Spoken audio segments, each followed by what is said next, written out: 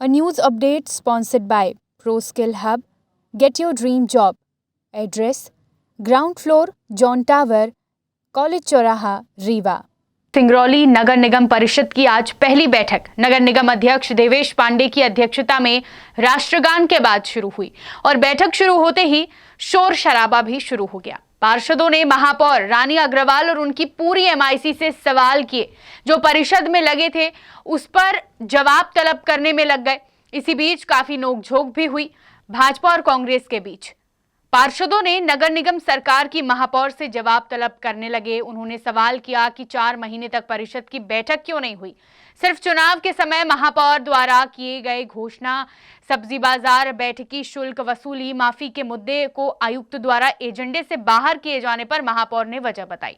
महापौर के जवाब से पार्षद असंतुष्ट होकर हंगामा करने लगे और पानी, सड़क, अनियमितता जैसे मुद्दों पर पूरी एमआईसी को घेर डाला।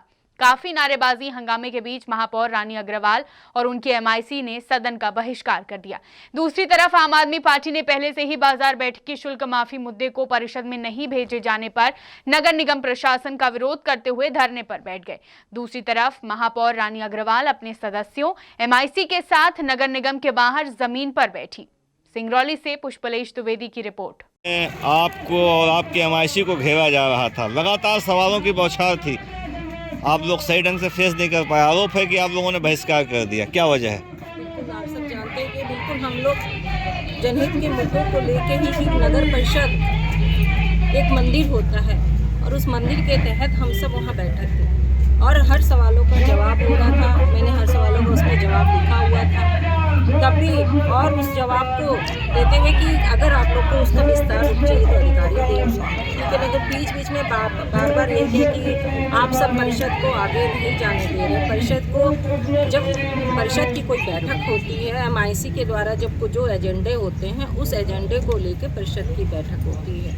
फिर मैंने आयुक्त को भी महोदय को कहा कि जो हमारे बाजार बैठकी का मुद्दा है, जनहित का मुद्दा है, उसको भी एजेंडे में जोड़ा जाए। लेकिन आयुक्त महोदय द्वारा बार बार यही विचार कराया जा रहा था कि ये एजेंडा नहीं जुड़ सकता है।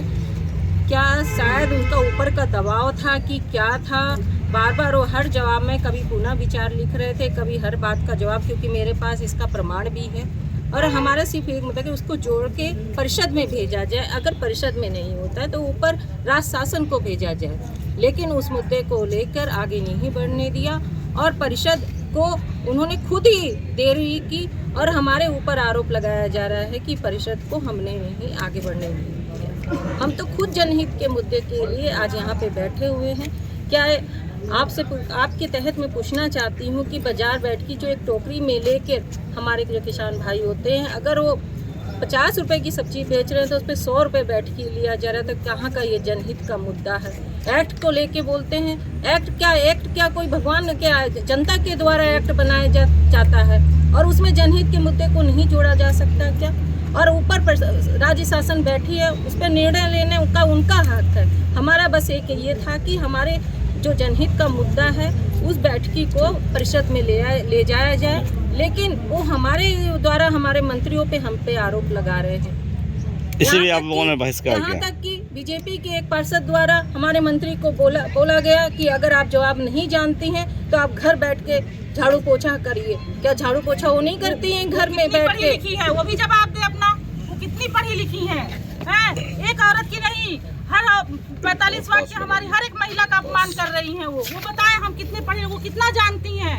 वो आज 20 साल से क्या की हैं? क्या और भी तो आगे वो पार्षद रह चुकी हैं, कितना क्या दिखाई हैं। वो आज हमारी महापौर कर रही है, उसके लिए भी वो तानाशाही दिखा रही हैं। ये तानाशाही नहीं चलेगी।